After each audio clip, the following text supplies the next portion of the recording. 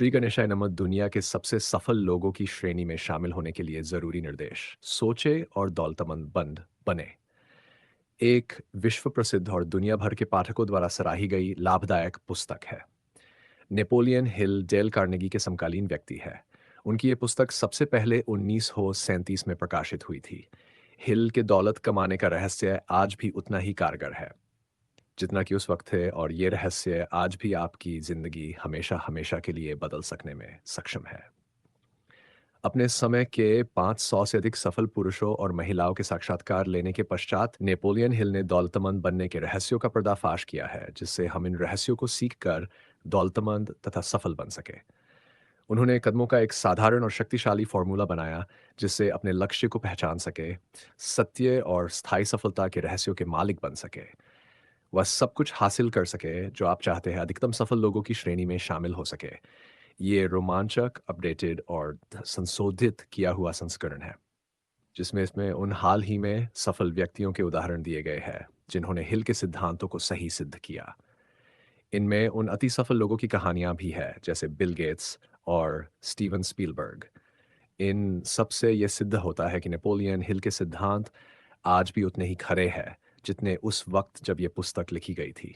अपने सपनों को साकार करना चाहते हैं तो नेपोलियन हिल के इन 13 अमृतवाणी का अनुसरण कीजिए। मूल संस्करण के लिए लेखक की प्रस्तावना इस पुस्तक के हर अध्याय में धन कमाने के ऐसे रहस्य बताए गए हैं, जिन्हें 500 से अधिक अति दौलतमंद लोगों की जिंदगी को सावधानीपूर्वक काफी वक्त तक विश्लेषण करने के बाद खोजा गया है। इन रहस्यों का ध्यान आज से 25 वर्ष पूर्व एंड्रू कार्नेगी के माध्यम से जात हुए थे। जब मैं एक लड़का था, तब कार्नेगी नामक उस वृद्ध व्यक्ति ने इन रहस्यों के बारे में मुझे बताया था। फिर वह कुर्सी में बैठ गए और अपनी चमचमाती हुई आंखों से ये देखने लगे कि मेरे अंदर पर्याप्त दिमाग है या नहीं, मैं उनकी बातों को समझ पा रहा हूँ या नहीं। जब उन्होंने देखा कि मैं उनकी बातों को समझ चुका हूँ, तो उन्होंने मुझसे पूछा कि जो मैंने प्राप्त किया है, उससे अधिक क्या मैं अगले 20 वर्ष में उन पुरुषों, महिलाओं और संपूर्ण विश्व को देने के लिए तैयार हूँ या नहीं, जो इन रहस्यों के अभाव में असफल जीवन व्यतीत कर रहे हैं। मैंने सहमति में सिर हिला दिया और मिस्टर कार्नेगी के सहयोग द्वारा मैंने अपने इस वादे को पूरा किया। इस पुस्तक में वे रहस्य है जो हजारों सफल लोगों के जीवन के हर पहलू को देखकर जात हुए हैं। एंड्रू कार्नेगी का वह जादू भरा सूत्र जिसने उनका भाग्य बदल दिया, हर उस व्यक्ति तक पहुंचाना चाहिए जिसके पास ये खोजने या फिर जानने के लिए वक्त नहीं है कि कोई व्यक्ति दौलतमंद कैसे बनता है। एंड उन्होंने सोचा कि शायद वह इन नियमों की जांच पड़ताल करके लोगों तक इस रहस्य को पहुंचा सकेंगे, जिन्हें इसकी सख्त जरूरत है। उन्हें इस बात का विश्वास था कि इन रहस्यों को स्कूल और कॉलेजों में पढ़ाया जा सकता है, और अगर इस ज्ञान को अच्छी तरह से पढ़ाया जाए तथा स्कूल की शिक्षा में सम्मिलित कर लिया जाए, तो स्कूल में विद्यार्थियों को कम समय बिताना पड़ेगा। चार्ल्स एम स्वाब और उनके ऐसे कई नौजवानों के साथ उनके अनुभवों ने मिस्टर कार्नेगी की इस बात को पुख्ता कर दिया कि स्कूलों में जो कुछ भी पढ़ाया जाता है उसका व्यापार और संपत्ति कमाने से दूर दूर तक कोई लेना देना नहीं है। अंत में वह एक निर्णय पर पहुंचे कि अगर इन रहस्यों को लोगों तक पहुंचाया जाए तो अन्य लोग भी उतने ही सफल हो सकते हैं। उनकी इस कोचिंग कई लोगों के भाग्य बदल दिए। विश्वास वाले अध्याय में वह तरीका अमल में लाया गया है जिसने यूनाइटेड स्टेट्स स्टील कॉरपोरेशन की वह आश्चर्यचकित करने वाली कहानी लिखी गई है। इस कल्पना को वास्तविक रूप में रूपांतरण एक नौजवान व्यक्ति ने किया, जिसके द्वारा कार्नेगी ने सिद्ध किया कि यह फार्मूला हर किसी पर समान रूप से काम करता है। इस रहस्य का एक एप्लीकेशन नौजवान चार्ल्स एम स्वाब के लिए बहुत बड़ा भाग्य बदलने वाला कराक साबित हुआ। दोनों ही मामलों में, वह चाहे पैसा हो या फिर अवसर। अगर ऊपरी तौर पर बात की जाए तो इस एप्लीकेशन के फॉर्मूले ने जो 600 मिलियन डॉलर का फायदा किया, ये तथ्य है, हाँ, इसे तथ्य ही कहेंगे। मिस्टर कार्नेगी के करीब हर व्यक्ति को पता था, आपको ये जानना ज़रूरी है जैसे कि ये पुस्तक तब आपको बहुत फ़ायदे दे सकती है, जब आपको पता हो कि ज़िंदगी में आपको क्या चाहिए। 20 वर्ष के प्रैक्टिकल टेस्ट के बाद इन रहस्यों को 1 लाख से ज़्यादा महिलाओं और पुरुषों ने अपने निजी लाभों के लिए इसे उपयोग किया है। कइयों ने अपने भाग्य बदल लिए, जबकि कई अपने घर में खुशियाँ और सामंजस्य पाने में सफल हो गए। उस रहस्य को मैंने इस पुस्तक में कम से कम 100 बार दोहराया है। इसे सीधे तौर पे नाम न लेकर इसे सफल कार्यों के द्वारा दर्शाया गया है। जो लोग तैयार हैं और इसकी खोज में लगे हैं, वे तुरंत इसे पहचान सकते हैं। इसीलिए मिस्टर कार्नेगी ने इसे बड़ी शांतिपूर्वक बिना कोई नाम दिए मुझे बतलाया है। अगर आप इसे प्रयोग करने के लिए तैयार हैं, तो आप इस रहस्य को हर अध्याय में कम से एक बार ज़रूर पहचान जाएंगे। काश मैं तुम्हें बता सकता कि आप कब तैयार हैं। आप स्वयं से ही इसे खुद पहचान लेंगे कि आप कब इन रहस्यों को स्वीकार करने के लिए तैयार हैं। जब मैं इस पुस्तक को लिख रहा था, मेरा बेटा, जो उस समय कॉलेज के अंतिम वर्ष में था, उसकी कहानी अध्याय 2 में है, जिसने अपने लिए वह रहस्य खोजा जिससे उसने अपनी दुनिया ही बदल ली। उसे ध्यान से पढ़े। उसने इस जानकारी का उपयोग कुछ इस तरह किया कि वह इस स्थिति में पहुंच गया जहां से उसने एक आम आदमी के एवरेज वेतन से अधिक वेतन पर नौकरी करना प्रारंभ किया। उसकी यह कहानी विधिवत अध्याय 2 में बताई गई है। अगर आप हताश हैं, आपके पास कठिनाइयां हैं, आप फेल हो गए हैं, आप अपंग हैं, तो एंड्रू कार्नेगी द्वारा बताए गए रहस्य मेरे बेटे की कहानी द्वारा आपकी उम्मीदों में फिर से जान डाल देंगे। आपको वह सब हासिल हो जाएगा जिसकी आप खोज कर रहे हैं। ये रहस्य राष्ट्रपति वुडरो विल्सन के द्वारा प्रथम विश्व युद्ध के समय बड़े पैमाने पर प्रयोग किया गया। ये विचार युतिक समय ट्रेनिंग के माध्यम से हर सैनिक को बताया गया था। राष्ट्रपति विल्सन ने मुझे बताया था कि यह धन जुटाने में काफी बड़ा कारक सिद्ध हुआ। 20वीं सदी की शुरुआत में मैनुएल एल कुएजन, जो उस समय फिलिपीन द्वीप समूह के आयुक्त थे, लोगों को स्वतंत्र कराने के लिए उन्होंने इस रहस्य का उपयोग किया। इस रहस्य की सबसे खास बात यह है कि जो इस रहस्य को पहचान लेते हैं, वे सफलता की राह में चल पड़ते हैं और कभी हार के सामने समर्पण नहीं करते हैं। अ, अगर आपको इस बात के लिए कोई भी संदेह है, तो आप उन लोगों के नाम और रिकॉर्ड पढ़ लीजिए जिन्होंने इस रहस्य को अमल में लाकर सफलता की ऊंचाइयां छू ली है। ये कोई ऐसी जादू की छड़ी नहीं है जिससे बिना कुछ किए आपको कुछ भी प्राप्त हो जाए। मैं जिस रहस्य के बारे में बता रहा हूँ, वे बिना मूल्य के नहीं प्राप्त होंगे। जबकि सच बताऊँ तो उसका मूल्य वास्तविक मूल्य से बहुत कम है। जो लोग इस रहस्य को नहीं खोज रहे हैं, वे चाहे जितना ही धन खर्च कर दें, उन्हें ये रहस्य प्राप्त नहीं हो सकता। इस रहस्य को धन से नहीं प्राप्त प्राप्त किया जा सकता है, क्योंकि ये 2 भागों में आता है। एक भाग तभी प्राप्त होगा जब आप उसे हासिल करने के लिए तैयार होंगे। ये रहस्य उन लोगों को समान रूप से मदद करता है जो इसके लिए तैयार है। शिक्षा का इससे कोई लेना-देना नहीं है। जब मेरा जन्म हुआ था, तकरीबन उसी समय थॉमस अल्वा एडिसन ने इस नियम को इतनी बुद्धिमत्तापूर्वक पालन किया कि वह विश्व के अग्रिम आविष्कारक बन गए, जबकि विद्यालय में उनकी शिक्षा मात्र 3 महीनों की ही थी। फिर इस रहस्य को मिस्टर एडिसन के बिज़नेस पार्टनर को बताया गया और उसने इसके सहारे भविष्य का निर्माण कर लिया, जबकि उस समय वह मात्र $12,000 प्रति वर्ष कमाता था। आप उसकी कहानी को इस अध्याय की शुरुआत में ही पढ़ेंगे। आप इस कहानी के माध्यम से ये सीख सकते हैं कि दौलतमंद लोग आपकी पहुंच से अधिक दूर नहीं। अगर आप चाहे तो आप भी उन तक पहुंच सकते हैं। आप हर वह चीज़ हासिल कर सकते हैं जो आप चाहते हैं, चाहे वह धन हो, प्रसिद्धि हो या फिर खुशियां हो। अब आपके मन में ये प्रश्न आ रहा होगा कि मुझे ये सब कैसे पता चला? इसका जवाब पुस्तक खत्म करने के पहले ही प्राप्त हो जाएगा। आपको ये अंत से पहले अध्याय में पढ़ने को मिलेगा। जब मैं इन रहस्यों के 20 वर्ष के टेस्ट के दौर से गुजर रहा था, तो मैंने सैकड़ों पुरुषों और महिलाओं का परीक्षण किया, जिन्होंने इस बात को स्वीकार किया कि उन्हें सफलता कार्नेगी के रहस्यों से प्राप्त हुई है। Henry Ford, Theodore Roosevelt, William Wrigley, John Wanamaker, James J Hill, Wilbur Wright, William Jennings Bryan, Woodrow Wilson, लिया Howard Taft, Elbert H Gary, King Gillette, Alexander Graham Bell, John D Rockefeller, Thomas A Edison, F W Woolworth, Clarence Darrow, ये नाम उन सैकड़ों जाने-माने लोगों में से कुछ नामों को ही दर्शा रहे हैं।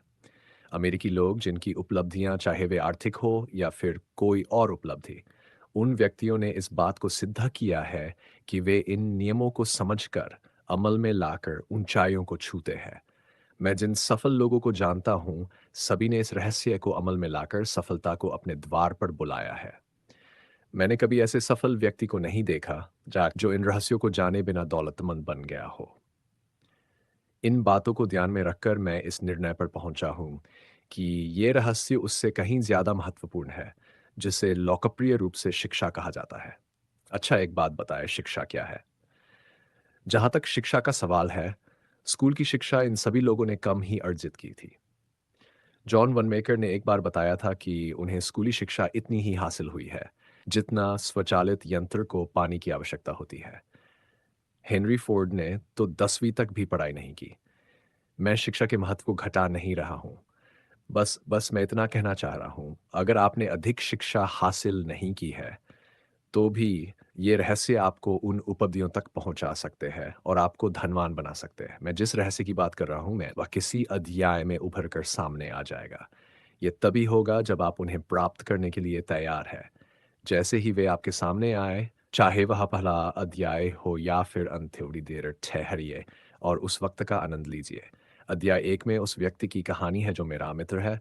उसने इस रहस्य को अमल में लाकर बहुत व्यावसायिक उपलब्धियां हासिल की, जो इस रहस्य को पुख्ता करने के लिए काफ़ी है। ये याद रखें कि इस पुस्तक की बातें और कहानियाँ थीं पर आधारित है, न कि कल्पना पर। इस पुस्तक को लिखने का उद्देश्य उन महान सार्वभौमिक नियमों को उन लोगों को पहुँचाना, जो लोग इसे प्राप्त करने के लिए तैयार है। सिर्फ बताना ही नहीं, बल्कि यह भी बताया जाएगा कि क्या करना है और कैसे करना है, जिससे आप सफलतम शुरुआत कर सकें। अंत में मैं आपको एक छोटा-सा सुझाव देना चाहूँगा, जो आपको कार्नेगी के रहस्य को पहचानने में मदद करेगा। अम, वह ये है, सभी उपलब्धियाँ, सभी दौलतमंद लोग सिर्फ एक विचार से ही शुरुआत किए हैं। अगर आप इन रहस्यों को पकड़ने के लिए तैयार हैं, तो आपने इस रहस्य के आधे भाग को प्राप्त कर लिया है। अब आपको बस आधे भाग को पहचानने की ज़रूरत होगी। वर्तमान संस्करण के लिए प्रस्तावना जब सोचे और दौलतमंद बने पहली बार 1937 में प्रकाशित हुई, तो ये उस वक्त की सबसे बड़ी हिट साबित हुई। डेल कार्नेगी की किताब how to win friends and influence people और नॉर्मन विंसेंट पील की पुस्तक the power of positive thinking के साथ ये किताब भी उन पुरुषों और महिलाओं की एक ज़रूरी किताब बन गई, जिन्हें जीवन और अपने कैरियर में सफलता चाहिए। 15 मिलियन से अधिक किताबों की बिक्री हो चुकी है। यह पुस्तक लाखों लोगों को गरीबी, हताशा, निराशा से निकलकर समृद्धि की ओर जो रास्ता दिखाने वाली रोशनी साबित हुई है। आपके मन में यह प्रश्न ज़रूर आता होगा कि ये नेपोलियन हिल कौन है और इनकी फ़िलॉसफ़ी का स्रोत क्या है? मैं बताता हूँ। नेपोलियन हिल का जन्म वर्जीनिया के एक बीहट गांव में एक गरीब परिवार में सन 1883 में हुआ था। वह 12 वर्ष की आयु में अनाथ हो गए थे और उनके रिश्तेदारों ने उनकी देखरेख की। गरीबी की वजह से उन्हें शिक्षा प्राप्त करने में कठिनाई हुई। फिर भी गरीबी से निकलकर वे अपने समय के सबसे बड़े व्यावहारिक विद्वानों में से एक 13 वर्ष की आयु में उन्होंने लेखन करियर की शुरुआत समाचार पत्र में स्ट्रिंगर के रूप में की। स्ट्रिंगर एक रिपोर्टर जो पैसे के हिसाब से अपने आसपास की खबरों को समाचार पत्र पर में लिखता है। गरीबी से निकलने के उनके संघर्ष के बाद उन्हें इस बात को जानने की जिद पड़ गई कि लोग संपत्ति कमाने और अपनी जिंदगी में खुशियां पाने से दूर क्यों रह जाते हैं। अपनी जिंदगी को सही गति से आगे बढ़ाने के लिए उन्होंने कानून और पत्रकारिता दोनों की पढ़ाई की। रिपोर्टर के रूप में उनके करियर ने उन्हें कानून की पढ़ाई करने में मदद की। उन्हें उम्दा ब्रेक तब मिला जब उन्हें प्रसिद्ध व्यक्तियों की सफलतम कहानी लिखने का मौका मिला। उन्होंने उन सफलतम व्यक्तियों में से एक साक्षात्कार विश्वास प्रसिद्ध स्टील मैग्नेट मिस्टर कार्नेगी को लिया। कार्नेगी इस पत्रकार द्वारा इतना प्रभावित हुए कि उन्होंने इस पत्रकार को इतना मिशन का ऑफर कर दिया, जिससे उनकी जिंदगी के 25 वर्ष कट थे। यह प्रोजेक्ट दुनिया के 500 सफलतम लोगों के साक्षात्कार लेने थे, जिससे पता लगाया जा सके कि ऐसा कोई सफलता का सूत्र निकल कर आए जिसे एक आम इंसान भी उपयोग कर सके और सफल हो सके। उन व्यक्तियों में उस वक्त के सबसे सफलतम और रईस लोग शामिल थे। उनमें Thomas Alva Edison, Alexander Graham Bell, Henry Ford, Charles M Schwab, Theodore Roosevelt, William Wrigley junior, John Wanamaker, William Jennings Bryan, George Eastman, Woodrow Wilson, William H Taft, John D Rockefeller, F W Woolworth और भी कई ऐसे लोग जो आज इतने प्रसिद्ध नहीं हैं। इस दौरान एंड्रू कार्नेगी हिल के मेंटर बन गए। उन्हें उस सफलता के फॉर्मूला को ढूंढने में मदद करने लगे। सोचे और दौलतमंद बनने की सफलता ने उन्हें एक व्यावसायिक नेता, लेक्चर और एक लेखक के तौर पर स्थापित कर दिया और हिल को करोड़पति बना दिया। नेपोलियन हिल की मृत्यु एक बेहतरीन, सफल और लंबे करियर के बाद सन 1970 में हुई थी। उनके लेखन ने अपनी सोच से अमीर बनिए 70 वर्षों तक लाखों लोगों का एक मार्गदर्शन का काम किया।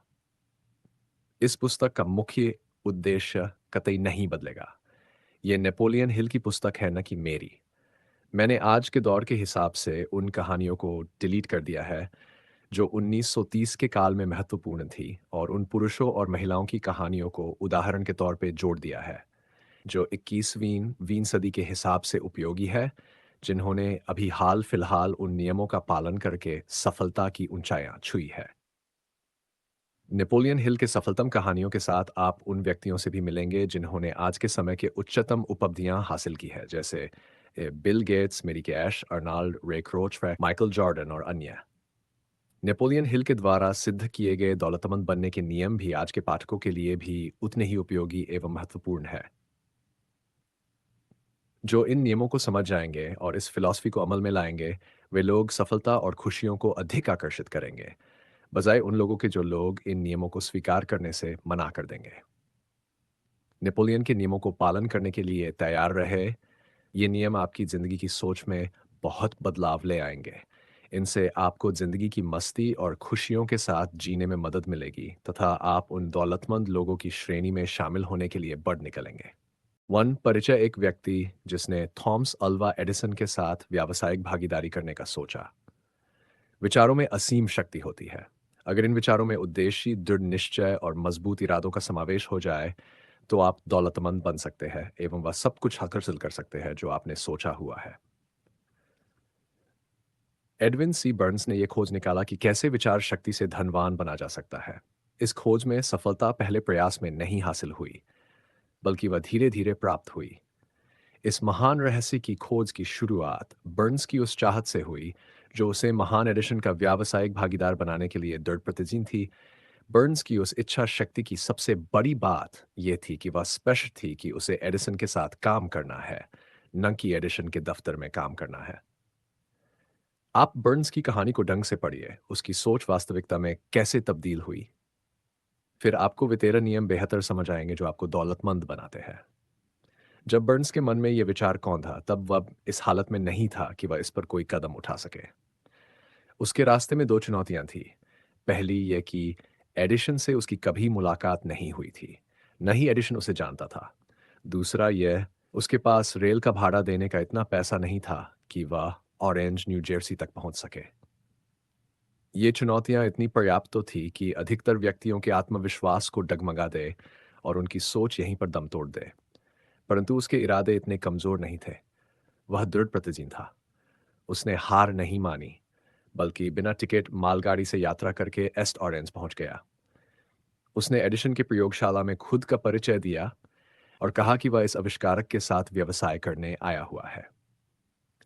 काफी समय के पश्चात एडिशन ने इस पहली मुलाकात का खुलासा कुछ इस प्रकार किया था। वह मेरे सामने एक सामान्य पर्यटक की तरह खड़ा था, परंतु उसके चेहरे का तेज देखकर यह पता चल गया था कि वह जिस कारण वश यहाँ आया है, उसके लिए दृढ़ प्रतिज्ञ है। इतने साल के अनुभव में मुझे यह जान हो गया था कि अगर किसी चीज को दिल से चाहो तो सारी कायनात तो तुम्हें उससे मिलाने की कोशिश में जुट जाती है। मैंने भी उसके मजबूत इरादों को भांप कर उसे एक मौका दिया था, और उसने इस बात को पूरी तरह से दिमाग में बैठा लिया था कि उसे इस सफलता को पाकर ही रहना है। धीरे धीरे उसके कार्यों ने भी यह सिद्ध कर दिया कि मैंने उसको मौका देकर कोई गलती नहीं की थी। उस नौजवान बर्न्स ने उस वक्त एडिशन से क्या खाया उतना महत्वपूर्ण नहीं, जितना कि उसने इस बारे में सोचा कि उसे एडिशन के साथ में काम करना है। इस बात पर एडिशन ने भी अपनी सहमति जताई थी। अगर विचार शक्ति की ये बात हर पाठक तक पहुंच जाए, तो उसे संपूर्ण किताब पढ़ने की कोई जरूरत नहीं है। बर्न्स अपने पहले ही साक्षात्कार के बाद एडिशन के व्यवसाय में भागीदार नहीं बन गया था, बल्कि उसे एडिशन के ऑफिस में बहुत ही कम मेहनताना में काम करने का अवसर प्राप्त हुआ था। ये कार्य ऐसा था जो एडिशन के लिए बहुत कम उपयोगी था, पर बर्न्स के लिए बहुत अधिक महत्वपूर्ण। इस अवसर ने बर्न्स को अपने होने वाले भागीदार को अपनी व्यापार कुशलता दिखाने का मौका दिया था। उसका होने वाला भागीदार वहां उसके काम को परख सकता था। कई महीने बीत चुके थे, पर अप्रोक्ष रूप से ऐसा कुछ भी घटित नहीं हो रहा था जिससे बर्न्स अपने उस निश्चित लक्ष्य तक पहुंच सके जो उसने अपने दिलो दिमाग में संजो रखा है। पर उसके मन में कुछ ऐसी प्रक्रियाएं चल रही थी जिनका परिणाम बाद में निकला। पर तब तक वह अपने मनो मस्तिष्क में एडिशन का व्यावसायिक पार्टनर बनने के अपने विचार पर और दृढ़ता पूर्वक सोचने लगा था। मनोवैज्ञानिकों ने यह सही कहा है, जब कोई विचार दिमाग पर हावी हो जाए तो वह वास्तविकता में आपके सामने प्रकट हो जाता है। बर्न्स पूर्णतया एडिशन के साथ काम करने के लिए तैयार था और वह तब तक दृढ़ प्रतिजीन होकर लगा रहा जब तक उसने वह हासिल नहीं कर लिया जिसे वह इतने समय से खोज रहा था।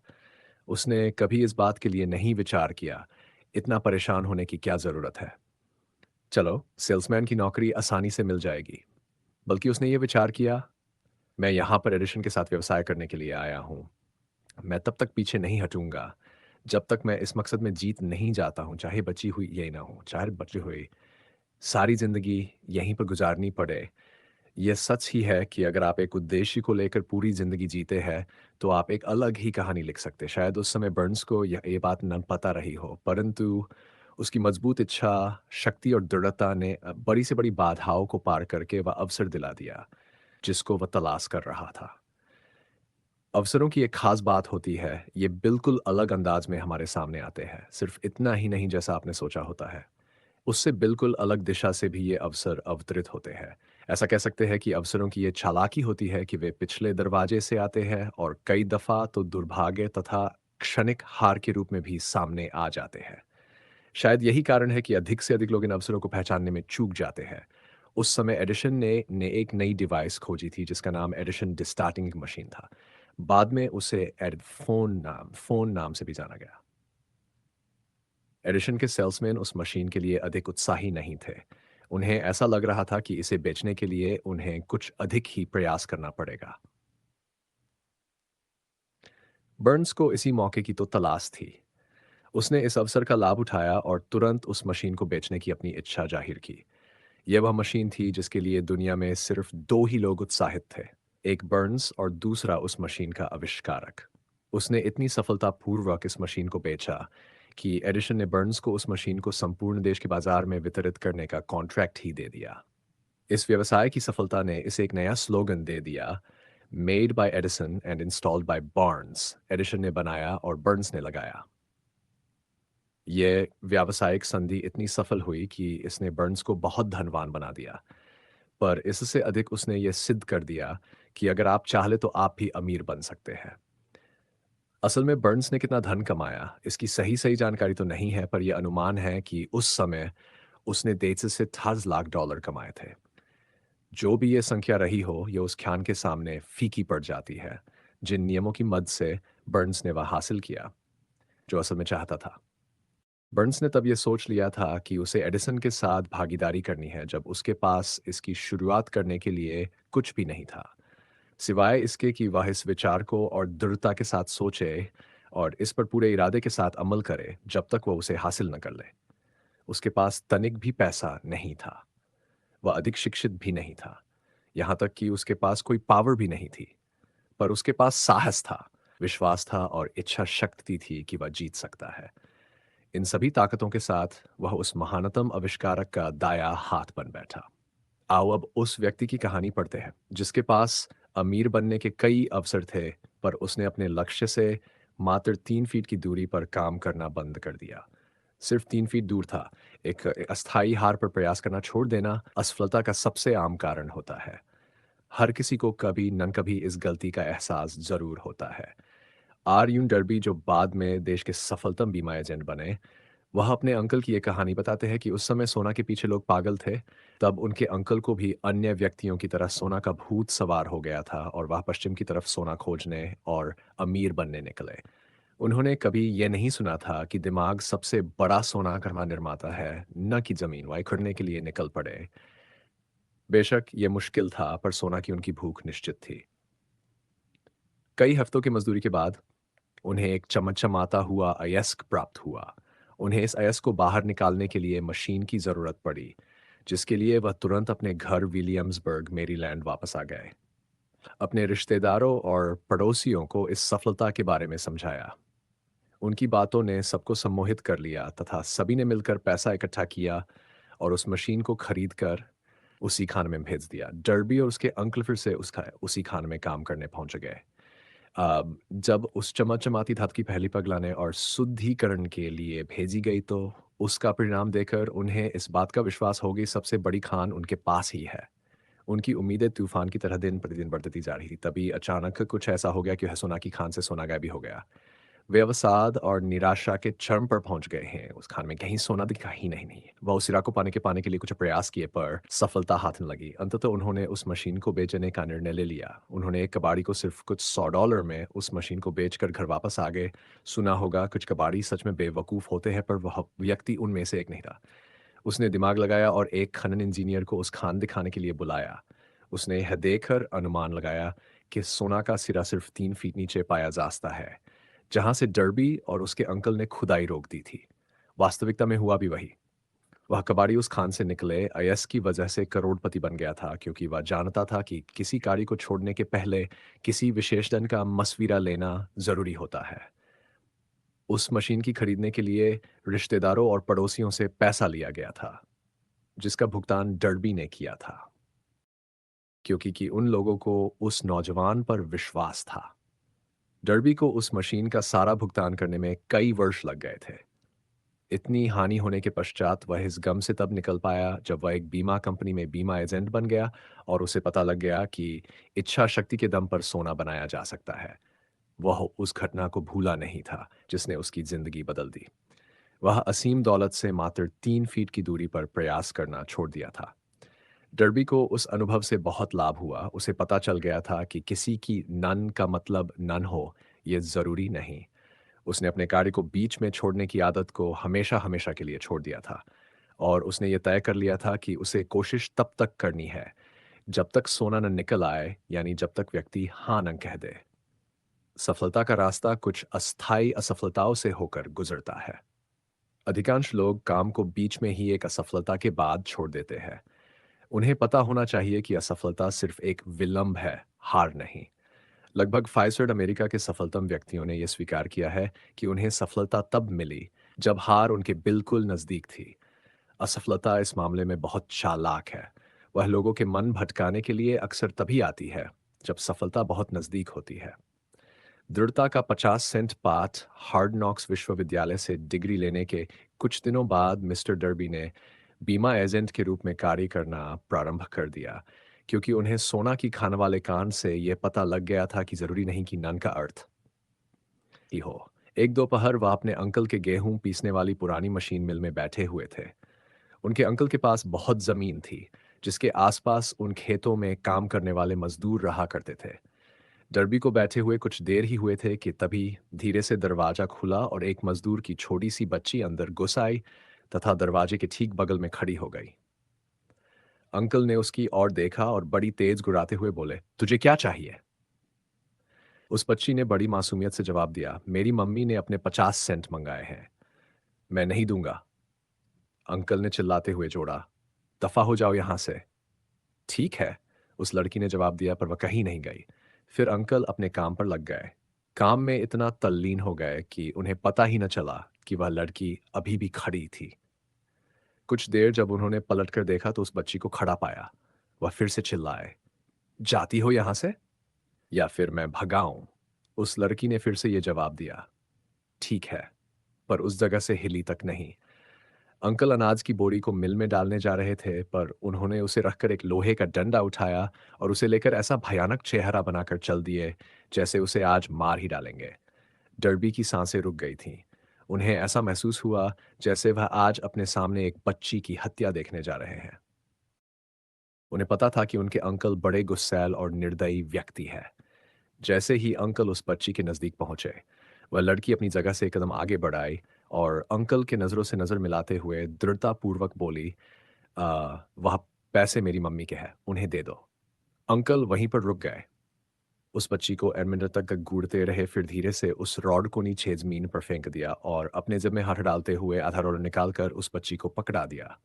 उस बच्ची ने वह पैसा लिया और बिना नजर हटाए जाने लगी। उसके जाने के पश्चात अंकल एक बक्सान माँ चबूतरे के ऊपर बैठ गए और खिड़की से आसमान की तरफ 10 मिनट तक निहारते रहे और शायद इस घटना के बारे में सोचते रहे। मिस्टर डर्बी भी सोच रहे थे। उन्होंने पहली बार ऐसा देखा था कि खेतों में काम करने वाले किसान की बेटी ने अपने से बहुत बड़े और ऊंचे व्यक्ति का इतने दृढ़तापूर्वक या फिर साहस के साथ सामना किया। आखिर उसने ऐसा क्या कर दिया कि उनके अंकल का सूर्य के समान क्रोध चंद्रमा के समान शांत हो गया था? इस बच्ची के पास आखिर ऐसा कौन-सा जादू था जो उसने इतने बड़े व्यक्ति पर चला दिया? डर्बी का दिमाग इन्हीं प्रश्न के चारों तरफ घूम रहा था, पर उन्हें कोई ठीक-ठीक जवाब नहीं मिल रहा था। जानते हो, डर्बी ने उस असामान्य घटना के बारे में लेखक को उसी पुरानी मिल में ले जाकर बताया था। ठीक उसी जगह पर जहां उसके अंकल बैठकर खिड़की के बाहर झांकते हुए आसमान की तरफ देख रहे थे। हम लोग उसी पुरानी मिल में खड़े थे जो अब किसी काम की नहीं रह गई थी, और डर्बी ने फिर से उसी को दोहराते हुए प्रश्न कर बैठे। आखिर उस बच्ची के पास ऐसे कौन सी विचित्र शक्ति थी जिसने मेरे अंकल के इरादों को एकदम से बदल दिया? इस प्रश्न का जवाब इसी किताब में एक सिद्धांत के रूप में बताया गया है। इसका जवाब विस्तृत और संपूर्ण देने की कोशिश की गई है। इस सिद्धांत में पूरी जानकारी है जिसको ठीक उस बच्ची की तरह कोई भी व्यक्ति अमल में ला सकता है। अपने को चौकन्ना कर लीजिए और ये पढ़ने का प्रयास कीजिए कि आखिर वह कौन सी विचित्र शक्ति थी जिसने उस बच्ची का बचाव किया था। अगले अध्याय में आपको इस असीम शक्ति की एक झलक दिखाई पड़ेगी। किताब में कहीं न कहीं आपको यह पता लग जाएगा इस असीम शक्ति का अपने लाभ और ज़रूरत के लिए कैसे प्रयोग करना है। इस शक्ति की जानकारी अगले अध्याय में भी हो सकती है, या फिर उसके बाद वाले में भी। यह एक अकेले विचार के रूप में भी आ सकता है, या फिर किसी प्लान या फिर उद्देश्य के रूप में भी। फिर से आपको अपने भूतकाल में जाना पड़ सकता है, जब आपने कुछ खोया था, आप हताश हुए थे। अब इस शक्ति को जानने के बाद वह वस्तु फिर से हासिल कर सकते हैं एंड जो आपने खोया था। मैंने डर्बी को यह बताया कि उस बच्ची ने बेइरादतन उस शक्ति का इस्तेमाल किया था। तभी श्रीमान डर्बी के मन में उनके 30 वर्ष की सफलतम बीमा एजेंट की राह एक-एक कर फ़िल्म की भांति चल पड़ी। उन्हें ये एहसास हो गया कि बीमा एजेंट की रूप में सफलता किसी कागज़ पर मिली डिग्री की वजह से नहीं थी, बल्कि वह उस एक अमूल्य पाठ की वजह से थी। उस बच्ची से उस दिन उन्होंने सीखा हुआ था। श्रीमान डर्बी ने यह बताया, जब कभी कोई संभावना क्षीण होती नज़र आती है या फिर मेरे बीमा करने की संभावना कम हो जाती है, तभी मेरे मन में उस बच्ची का चेहरा याद आता है, जो अपने बचाव में डटी रही। फिर मेरा मन खुद कहता है, असल में नन का अर्थ न नहीं होता है। आपको नहीं पता होगा कि मेरे सबसे अधिक बीमा खरीदार वही लोग हैं जिन्होंने पहली दफा न कहा था। उसने याद किया कि वह सोना प्राप्त करने से मात्र 3 फीट पहले ही रुक गया था, और उस अनुभव ने उसे सफल होना सिखा दिया। उसने डर्बी को यह सिखा दिया कि सफलता उन्हें मिलती जो सफलता के लिए प्रयास करते हैं, बल्कि सफलता उन्हें मिलती है जो सफलता पाने तक प्रयास करते हैं। श्रीमान डर्बी और उनके अंकल, उस मजदूर की बेटी और सोना की खान, ये तीनों कहानियां निसंदेह हर उस व्यक्ति को पढ़नी चाहिए जो जीवन बीमा एजेंट के रूप में अपनी जिंदगी संवारना चाहते हैं। उन सभी के लिए लेखक श्रीमान डर्बी के वे दो अनुभव बताते हैं जिन्होंने बीमा की वजह से हर वर्ष उन्हें 10 लाख से अधिक डॉलर कमाने की ताकत दी थी। जिंदगी विचित्र है और आसान भी। कभी उतार मिलता है, कभी चढ़ाव, कभी सफलता हाथ लगती है और कभी असफलता, कभी प्रसन्नता मिलती है, कभी निराशा। पर इन सभी से हमें कुछ न कुछ सीखने को ज़रूर मिलता है। डर्बी को ही देख लीजिए, 2 वाक्यों ने उनकी ज़िंदगी बदल दी। असल में उन्होंने उन असफलताओं को ऐसे ही नहीं जाने दिया, बल्कि उनका अध्ययन किया और उसमें से उन्हें जीवन के कुछ रहस्य मिले। परंतु विडंबना यह है कि कोई असफलता चाहता ही नहीं है। लोगों को पता होना चाहिए कि असफलता के अनुभव से ही सफलता का द्वार खुलता है। कई दफा असफलता ही हार को जीत में बदलने का अनुभव देती है। यही सिखाती है कि आखिर बाजीगर कैसे बना जाए। इससे पहले कि हम उन तीरन सिद्धांतों की ओर आगे बढ़े, आपको यह सुझाव बड़े ध्यान से पढ़ना चाहिए। जब लोग अमीर बनना शुरू करते हैं, तो वे इतनी तेज गति से आगे बढ़ते हैं कि लोग उन्हें देखते ही रह जाते हैं और मन में ये सोचते हैं कि इतने वर्ष ये कहाँ पर छुपा हुआ था। ये एक चौंकाने वाला कथन लग सकता है, क्योंकि हजारों वर्षों आम जनमानस का ये विश्वास बहुत गहरा रहा है कि पैसा कमाने के लिए बहुत अधिक मेहनत करनी पड़ती है। जब आप विचार शक्ति से अमीर बनने के सिद्धांतों को जान लेंगे, तब आप उस मनस्थिति में पहुंच जाएंगे जहां से अमीर बनने की शुरुआत होती है। जिनके पास भी निश्चित लक्ष्य होते हैं, वे कम या फिर नगण्य मेहनत में ही वह सब हासिल कर लेते हैं। आप और आप में से कई लोग इस बात को जानने के इच्छुक होंगे कि किस तरह से उस मन स्थिति को प्राप्त किया जाए जहां से अमीर बनने की राह की शुरुआत होती है। इसके रिसर्च में मेरी 85 वर्षों की मेहनत है। मैंने लगभग 2000 लोगों से बात की।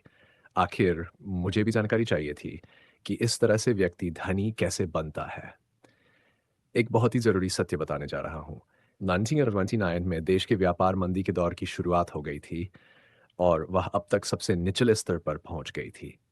कुछ समय बाद जैसे ही राष्ट्रपति रूज़वेल्ट ने राष्ट्रपति भवन में शपथ ली और ऑफ़िस में काम करना प्रारंभ किया, सारा व्यापार फिर से इस तरह से गति पकड़ने लगा, जैसे कुछ हुआ ही ना हो।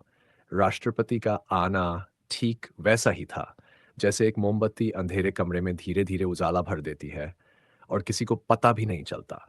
ठीक उसी तरह धीरे-धीरे मन के डर को विश्वास में भी बदला जा सकता है। जैसे-जैसे आप इन सिद्धांतों को जानकर इन्हें अमल करना प्रारंभ करते हैं, आपकी आर्थिक स्थिति बेहतर होने लगती है और आप ठीक उस व्यक्ति की तरह हो जाएँगे। जो किसी भी वस्तु को छूता है तो वह सोना बन जाता है। ये आपको असंभव लग रहा है? मेरे लिए तो बिल्कुल नहीं। हम मानव जाति की ये कमज़ोरी है कि एक आम इंसान असंभव शब्द को बहुत तवज्जो देता है। वह इस बात को पूरी तरह से मन में स्वीकार कर चुका है कि हर सिद्धांत सभी के लिए लागू नहीं होते। हर काम हर कोई नहीं कर सकता। ये बुक उन लोगों को ज़रूर सफल बनाएगी जो इन नियमों पर अपनी ज़िंदगी और अपना सब कुछ दाँव पर लगा देते हैं। मैंने बचपन में एक शब्दकोश की किताब खरीदी और जानते हो सबसे पहला काम मैंने क्या किया? मैंने असंभव शब्द को उस डिक्शनरी से काट फेंका। ऐसा करने में कोई बुराई नज़र नहीं आती। आप भी अपनी ज़िंदगी से असंभव शब्द को जड़ से उखाड़ फेंक सकते हैं। सफलता उन्हें मिलती है जिनका ध्यान सफलता पर होता है, असफलता उन्हें मिलती है जिनका ध्यान असफलता पर होता है। ये पुस्तक उन लोगों के लिए सहायक होगी जो अपने दिमाग के विचारों को असफलता के डर से हटाकर सफलता की ओर एकाग्र करना चाहते हैं। हम सभी में एक और कमी ये पाई जाती है कि हम अपने अनुभव, अपनी असफलताओं और अपनी आदतों को देखकर हर किसी के बारे में राय बना लेते हैं। कुछ लोग इस किताब को पढ़ते हुए कह सकते हैं कि अमीर बनने का कोई सिद्धांत नहीं है, क्योंकि वे इस बात को जानते ही नहीं हैं कि अमीर लोगों की मनस्थिति क्या होती है। आखिर उनकी पूरी जिंदगी गरीबी, कंजूसी और असफलताओं में गुजरी है। लाखों लोग हेनरी फोर्ड की सफलता को मात्र संयोग या फिर भाग्य मानते हैं, परंतु ऐसा नहीं है। हजार व्यक्तियों में से सिर्फ एक व्यक्ति को ही हेनरी फोर्ड की सफलता का रहस्य पता होता है और वे लोग इस तरह की बात कहने की गलती नहीं करते। मैं हेनरी फोर्ड का एक वाक्य बताता हूं जो इस रहस्य को पूर्णतया उद्घाटित कर देगा। जब फोर्ड ने उस प्रसिद्ध V8 मोटर का निर्माण करने के बारे में सोचा था, तो उन्होंने एक ऐसा इंजन बनाने के लिए तय किया था जिसके एक ब्लॉक में 8 सिलेंडर हो। ये डिज़ाइन पेपर पर तो बन गई थी, पर जब इसे प्रैक्टिकल में एक इंजन का रूप देने की बारी आई, तो सभी इंजीनियर ने हाथ खड़े कर लिए। उन इंजीनियरों को मानना था कि ब्लॉक में 8 सिलेंडर रखकर ये इंजन नहीं बनाया जा सकता है। फोर्ड ने कहा, किसी भी तरह मुझे ये इंजन चाहिए। ये तो असंभव है। एक साथ सभी इंजीनियर्स का जवाब था, आप काम करना शुरू कीजिए। फोर्ड ने आज्ञा दी, चाहे जितना वक्त लग जाए, आप तब तक लगे रहिए जब तक सफलता हाथ न लग जाए। इंजीनियरों ने काम प्रारंभ कर दिया, 6 महीने बीत गए, पर कुछ हाथ न लगा। 6 महीने और बीत गए, पर अभी भी कुछ हासिल नहीं हुआ। इंजीनियर्स ने हर व पैतरा अपना लिया था, पर सफलता उनसे कोसों दूर थी। लेकिन यहाँ पर एक गौर करने वाली बात यह कि 1 साल बाद भी सफलता कोसों दूर थी, पर अब संभव नहीं रह गई थी। साल के अंत में फोर्ड ने सभी इंजीनियरों को फिर से बुलाया और कार्य पर प्रगति पूछा। इस बार फिर से सभी इंजीनियरों ने एक साथ जवाब दिया, हमें प्रोजेक्ट को जारी रखने का कोई रास्ता नहीं मिल रहा है। जाए, फिर से काम पर लग जाए। फोर्ड ने आज्ञा दी, हर हाल में मुझे ये इंजन चाहिए और मुझे विश्वास है कि आप इसमें सफल हो जाएंगे। वे फिर से काम में लग गए। अब जादू चल गया था, क्योंकि फोर्ड ने इस रहस्य को पहचाना था। आखिर फोर्ड की दृढ़ता एक बार फिर से जीत गई। फोर्ड ने सिद्ध किया कि असंभव और दृढ़ता में जीत दृढ़ निश्चय की होती है। अब आपको भी फोर्ड की सफलता का रहस्य पता चल गया है। अब आप भी करोड़ों रुपए कमा सकते हैं। हेनरी फोर्ड इसलिए सफल है कि उन्होंने सफलता के सिद्धांतों को समझा और उनको अमल में लाया। उनमें से एक है किसी वस्तु को पाने की इच्छा। अगर आप फोर्ड की कहानी पढ़कर उन सिद्धांतों को अमल में लाते हैं, तो आप भी उसी सफलतम पायदान पर पहुंच सकते हैं जहां पर फोर्ड ने अपना झंडा गाड़ा था। हेनरी फोर्ड का 20वीं सदी की अंत में ठीक वही स्थान है जो इस समय बिल गेट्स का। फोर्ड ने उस समय ऐसे कार बनाकर परिवहन क्षेत्र में क्रांति ला दी जिससे हर किसी के पास अपनी खुद की कार हो। ठीक वही क्रांति बिल गेट्स ने भी तो कंप्यूटर इंडस्ट्री में सॉफ्टवेयर डिजाइन करके फैलाई है। अब कंप्यूटर सिर्फ तकनीकी से जुड़े व्यक्तियों के लिए नहीं रह गया। अब ये हर किसी की ऑफिस में ज़रूरत हो गया है, विद्यालयों में भी पहुंच गया है। इतना ही नहीं, सबके घरों में अपने अपने निजी लैपटॉप या कंप्यूटर हो गए हैं। अ, ठीक हेनरी फोर्ड की तरह बिल गेट्स ने भी तो करोड़ों डॉलर की संपत्ति कमाई है। उन्होंने कंप्यूटर में प्रोग्रामिंग की शुरुआत मात्र 1.5 वर्ष की उम्र से ही प्रारंभ कर दी थी। 1973 में उन्होंने हार्वर्ड यूनिवर्सिटी में दाखिला लिया और स्टीव बलमेर जो कि माइक्रोसॉफ्ट के चीफ एग्जीक्यूटिव अफसर रह चुके हैं, के साथ एक कमरे में रहते थे। हार्वर्ड में पढ़ते हुए बिल गेट्स ने सबसे पहले माइक्रो कंप्यूटर के लिए एक प्रोग्रामिंग लैंग्वेज बेसिक की खोज की। गेट्स इस तरह से अपने सपनों को पूरा करने में लगे कि उन्होंने हार्वर्ड विश्वविद्यालय को छोड़ दिया। अब वह पूरी ऊर्जा अपने सपनों को पूरा करने में लगाने लगे। इससे कुछ समय पहले ही उनके बचपन के मित्र पॉलैंड के साथ उन्होंने अपनी कंपनी शुरू की थी जिसका नाम माइक्रोसॉफ्ट था। इस माइक्रोसॉफ्ट ने उनके सपनों में पहिए लगाए। उनका मानना था कि कंप्यूटर हर ऑफिस, हर स्कूल और हर घर की ज़रूरत बन सकती है। उनका ही निश्चित उद्देश्य माइक्रोसॉफ्ट की सफलता का मुख्य कारण बना। अपना सबसे मुख्य लक्ष्य हासिल करने के बाद बिल गेट्स रुके नहीं। वे लगातार कंप्यूटर और प्रोग्रामिंग में सुधार प्रति सुधार करते रहे। सबसे खास बात, उन्होंने सिर्फ प्रोग्रामिंग के क्षेत्र में ही काम नहीं किया बल्कि विश्व की सबसे बड़ी दान पुण्य की संस्था भी चलाते हैं, जिसमें उनकी सहायक उनकी पत्नी मिलिंडा है। आप अपने भाग्य के विधाता हो और अपने मन के राजा, जब अंग्रेजी कवि डब्ल्यू सी हेनले ने लिखा था, मैं ही अपने भाग्य का विधाता हूँ और अपने मन का राजा। उन्हें उसी समय हमें यह कहकर बताना चाहिए था कि हम ही अपने भाग्य का निर्माण करते हैं और अपने मन का संचालन, क्योंकि हमारे पास ऐसी शक्ति है जिससे हम अपने विचारों पर काबू पा सकते हैं।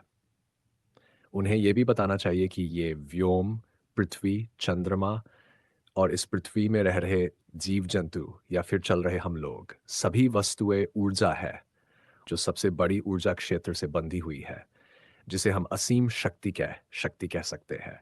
वह असीम शक्ति हमारे दिमाग में चल रहे विचारों से प्रभावित होता है और जो हम सोचते हैं, उसे हमारी ज़िंदगी में वास्तविक रूप में अवतरित करता है। अगर कवि ने इस सत्य का ज्ञान उस समय करा दिया होता, तो हमें पता चल जाता है कि हम अपने भाग्य के विधाता और मन के राजा क्यों हैं। उन्हें जोर देकर बताना चाहिए था कि ब्रह्मांड की असीम शक्ति इस बात को नहीं जानती कि आप जो सोच रहे हैं, वह अच्छा है या बुरा। वह उन विचार को वास्तविकता में लाती है जो आप सोच रहे हैं। इससे उसे कोई लेना-देना नहीं है कि वो आपके लिए बुरे हैं या अच्छे।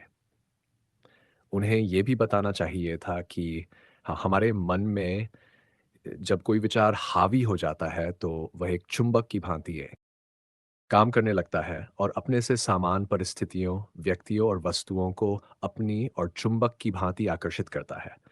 उन्हें बताना चाहिए था कि इससे पहले कि हम अमीर बने, हमारे मन को चुंबक की भांति कार्य करना प्रारंभ कर देना चाहिए। यह तभी संभव है जब हमारे मन में अमीर बनने का विचार पूरी तरह से हावी हो जाए और हमारा मन सिर्फ अमीर बनने के बारे में सोचने लगे, तभी हमारे निश्चित प्लान सफल हो पाएंगे। जैसा कि हेनली क्विन के दार्शनिक इस वैसे बात को सिर्फ कविता के अंदाज में कह पाए, उनका अनुसरण करने वाले कुछ समझ पाए और कुछ नहीं। धीरे धीरे समय बीतता गया और इस अटल सत्य में से पर्दा उठने लगा। इस पुस्तक में इन्हीं सब सिद्धांतों का वर्णन है। स्टीवन स्पीलबर्ग एक अन्य व्यक्ति थी जिन्होंने हम अपने भाग्य के विधाता है उद्धरण को सही सिद्ध करके एक नई मिसाल दी, जो चलचित्र फिल्मों के सर्वकालिक महानिर्देशक साबित हुए हुए उन्होंने बचपन से ही फिल्म निर्देशन करने का आसपना संजो लिया था। एक खास बात यह थी कि उन्होंने अपने सपने को मरने नहीं दिया और बचपन से ही एक पुराने कैमरा से शौकिया तौर पे फिल्में बनाने लगे। स्पीलबर्ग को यूनिवर्सल स्टूडियो की तरफ से मौका किस तरह मिला, इसकी भी बड़ी विचित्र कहानी है। एक गाड़ी में बैठाकर आगंतुकों को यूनिवर्सल स्टूडियो का पूरा चक्कर घुमाया जाता था। स्पीलबर्ग उसी गाड़ी में छुपकर दो साउंड के बीच में बैठ जाते थे और पूरा चक्कर लगाकर वापस आते थे। जब वह वापस गेट के पास आ जाते तो उनकी ये आदत थी कि पहरेदार से दो चार गप्पे जरूर लड़ा लिया करते थे। दिन प्रतिदिन बीता गया और वह लगातार 3 महीनों तक स्टूडियो जाते रहे। जाते समय पहरेदार से हाथ हिलाकर सलाम करते और वापस आते समय हिलाकर विदा हो जाते थे। वह हमेशा एक कोट पहनते थे और हाथ में एक सूटकेस लिए हुए होते थे, जिससे पहरेदारों को यह महसूस हो कि हरमियों की क्लास सांस लेने वाला छात्र है। एपेट अब तक उन्होंने कुछ निर्देशकों, लेखकों और संपादकों से व्यवहार भी बना लिया था। यहाँ तक कि उस बिल्डिंग में एक खाली कमरा मिलने पर उन्होंने अपना नाम चस्पा कर दिया था और वहाँ पर बैठने लगे थे। इसी तरह से एक दिन उनकी वहाँ प्रोडक्शन हेड से शीमबर्ग से मुलाकात हो गई। उन्होंने शीमबर्ग को कॉलेज के टाइम पर बनाई हुई फ़िल्म दिखाई। शीमबर्ग उस फ़िल्म को देखकर इतना प्रभावित हुए कि उन्होंने उस नौजवान को स्टूडियो के लिए कॉन्ट्रैक्ट कर लिया। उनकी पहली फ़िल्म द सुगरलैंड एक्सप्रेस ने बॉक्स ऑफिस पर अधिक व्यवसाय तो नहीं किया, पर इसे आलोचकों का बहुत प्यार मिला। यहाँ तक कि कांस फ़िल्म समारोह में इस फ़िल्म को कई पुरस्कार भी मिले। उनकी सबसे बड़ा ब्रेक तब मिला जब कहीं से उन्हें जॉस पुस्तक प्राप्त हो गई। स्टूडियो उस पर फ़िल्म बनाने को तैयार था और उसके लिए उन्हें एक बेहतरीन निर्देशक भी मिल गया। स्पीलबर्ग इस फ़िल्म को खुद बनाना चाहते थे, इसके लिए प्रतिबद्ध थे, जबकि उनकी पिछली फ़िल्म द सुगरलैंड एक्सप्रेस ने कोई खास व्यवसाय नहीं किया था। उनका आत्मविश्वास डगमगाया नहीं था, उन्होंने प्रोड्यूसर से अपनी बात रखी और उस निर्देशक को हटाकर उन्हें फ़िल्म देने की माँग कर दी। ये कोई आसान काम नहीं था। प्रारंभ से ही कुछ कठिनाइयाँ थी। प्रोडक्शन कंगाली के दौर से गुज़र रहा था। खैर, जब इन 1975 में जॉज़ रिलीज़ हुई, तो इसे दोहरी सफलता प्राप्त हुई। इसने बॉक्स ऑफिस के सारे रिकॉर्ड तोड़ डाले और आलोचकों का बहुत प्यार पाया। रिलीज़ होने के 1 महीना में ही इस फ़िल्म ने बॉक्स ऑफिस में 30 करोड़ डॉलर की कमाई कर डाली थी, जो उस समय की सबसे अधिक कमाई करने वाली फ़िल्म बन गई थी। उसके बाद स्पीलबर्ग ने कई फ़िल्मों का निर्देशन किया। उनमें इंडियाना जोन्स सीरीज़, पुरस्कृत द कलर पर्पल और एम्पायर ऑफ द सन शामिल है।